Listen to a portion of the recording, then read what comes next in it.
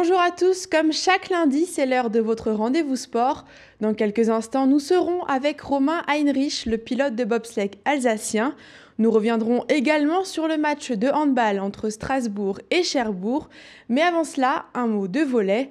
La SPTT Mulhouse jouait son premier match à domicile à huis clos au Palais des Sports.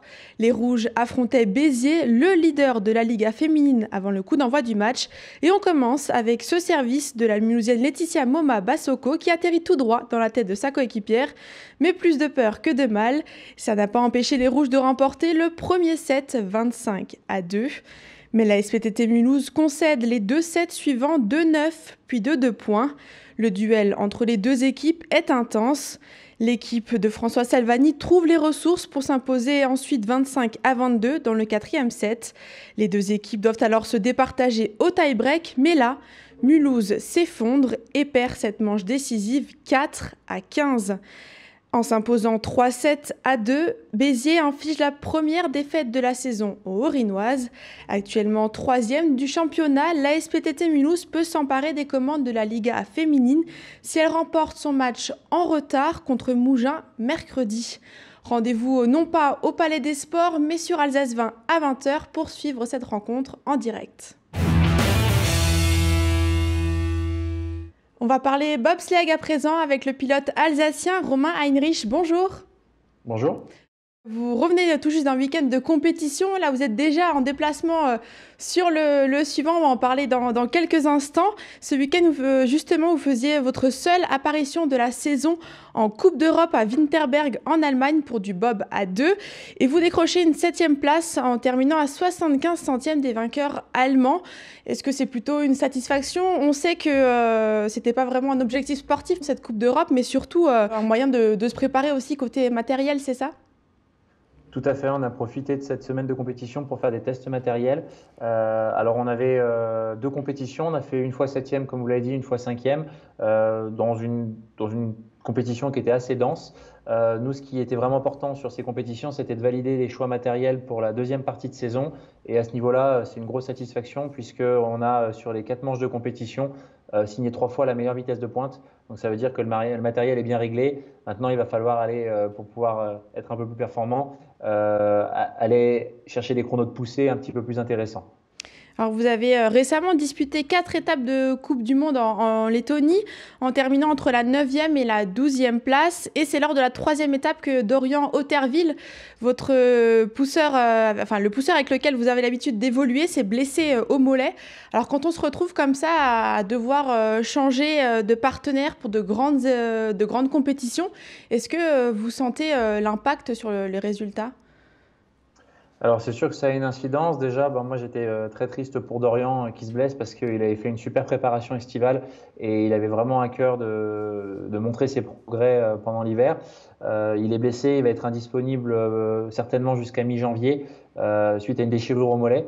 Alors il n'y a pas de rupture complète du muscle, mais il va quand même falloir respecter un temps de cicatrisation. C'est sûr que c'est mon partenaire depuis 2 ans, mais Lionel, qui est son remplaçant, c'est un pousseur avec qui je travaille aussi depuis plus de 4 ans. On a aussi l'habitude de pousser ensemble. Alors, il y a en performance individuelle, Dorian se démarque en général par rapport à Lionel, mais avec Lionel, on arrive quand même à faire des bons temps de poussée. Donc, on espère, malgré l'absence de Dorian, être performant quand même cet hiver. Alors en plus de cette blessure qui perturbe, il y a également le circuit mondial qui est chamboulé à cause de la crise sanitaire. Cette saison, il se concentre uniquement pour l'instant sur l'Europe. Conséquence, les équipages notamment américains et chinois n'ont pas encore rejoint la compétition. Est-ce que du coup la concurrence elle est moins rude ? Alors, moi, je ne le perçois pas comme ça parce que le bobsleigh, ça reste quand même un sport qui, historiquement et actuellement, est dominé par des nations européennes, les Allemands, les Suisses, les Lettons. Tout ça, c'est des équipages qui ne rateraient jamais une compétition. Alors, c'est sûr que les Canadiens, les Chinois ont fait des choix de se préparer chez eux pour viser des objectifs plus lointains comme les Jeux Olympiques de 2022. Nous, on a fait le choix d'être sur le circuit parce qu'on pense que c'est en se confrontant avec les autres nations qu'on peut continuer à progresser. Dans un contexte aussi particulier que 2020, on s'estime quand même déjà très chanceux de pouvoir faire des compétitions, de faire le sport qu'on aime, pratiquer notre passion. C'est sûr que sur les performances à court terme, ça chamboule un petit peu les habitudes, mais nous aussi, on se prépare pour 2022 et c'est vraiment là l'objectif de cet hiver. Et justement, oui, c'est la dernière saison avant les Jeux Olympiques de Pékin. Est-ce que ces facteurs, ça complique pas finalement un petit peu cette préparation? C'est un petit peu particulier comme saison pré-olympique finalement.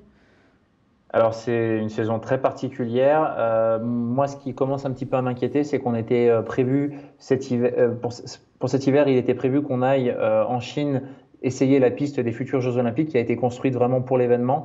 Donc il devait y avoir 2 semaines d'entraînement sur cette piste, suivie d'une manche de Coupe du Monde qui sert de test event avant les Jeux Olympiques de Pékin. Et toute cette phase en Chine a été annulée à cause des restrictions de voyage et décalée à l'automne 2021. Donc c'est sûr que ça va vachement resserrer le calendrier d'apprentissage de la piste. Si on veut être performant en février 2022, maintenant on a un petit peu moins de temps pour s'entraîner et puis prendre des repères sur cette piste. C'est vraiment ça qui me fait peur. Pour le reste, on s'entraîne physiquement du mieux qu'on peut, on cherche à être en bonne santé et surtout pour Dorian qui va chercher à revenir de blessure. Et puis on continue de développer les aspects pilotage et matériel et c'est vraiment la somme de tout ça qui fait qu'on sera performant dans 1 an et demi. Et ça va commencer ce week-end, ou plutôt continuer en Autriche pour une nouvelle étape de Coupe du Monde. Vous y êtes déjà et vous allez donc passer la semaine à vous entraîner avant la compétition donc ce week-end. Oui, complètement. On est super contents. C'est les 4 dernières compétitions avant la trêve de Noël et on espère vraiment continuer à la monter en puissance pour aussi être performant au mois de janvier sur les compétitions un petit peu plus importantes. Merci Romain Heinrich d'avoir été avec nous et bien sûr on poursuivra à suivre de près vos résultats lors de cette saison pré-olympique. Merci beaucoup. Je vous ai annoncé du handball en début d'émission, le voilà. Vous avez peut-être suivi sur notre antenne le déplacement de Strasbourg à Cherbourg en Pro League, la 2e division. Les Strasbourgeois en rouge démarrent bien et mènent 3-1 à la 5e minute de jeu. Leur présence défensive notamment leur permet ensuite de rester au coude à coude des Normands qui figurent dans le haut de tableau loin devant les Alsaciens. Les 2 équipes sont à égalité à la pause, 10 partout. Mais les Strasbourgeois prennent la foudre au retour des vestiaires. Ils inscrivent un seul but en 15 minutes, Cherbourg 10. L'écart est creusé, les hommes de Denis Latou ne pourront plus rien faire. Strasbourg s'incline 26-18. Avec une seule victoire au compteur, les Strasbourgeois sont 12e sur 14 en Pro League. Il faudra vite oublier ce match et se concentrer sur le prochain, dimanche, face à Saran-Loiret au Malterie. Et on termine cette émission avec quelques clins d'œil, toujours du côté du Strasbourg Eurométropole Handball. Cette photo, regardez, bonne semaine à tous, sauf à ceux qui disent handball. Le message est passé. Il y en a un qui n'a pas froid aux yeux. Yann Erlaché, fraîchement champion du monde de WTCR, a opté pour de la cryothérapie naturelle. Peut-être que c'est comme cela que l'Alsacien se prépare à l'e-Trophée Andros, le championnat automobile de rallycross sur glace. Il débute les 18 et 19 décembre prochains dans la principauté d'Andorre. Des sourires du côté des poloistes de Strasbourg et pour cause. Le team Strasbourg rentre de Hongrie avec une qualification pour les 8e de finale de l'Eurocup. Sacré perf pour les Strasbourgeois. Et on termine avec les handballeuses U17 de Dambar-la-Ville qui s'essayent à de nouveaux sports durant le confinement. Je ne suis pas sûre que ce soit à reproduire chez vous, mais pourquoi pas. Voilà, Top Sport, c'est fini pour aujourd'hui. N'oubliez pas le rendez-vous volley de ce mercredi. La SPTT Mulhouse affronte Mougins. Ce sera en direct sur notre chaîne à 20h. Très belle soirée et à bientôt sur Alsace 20.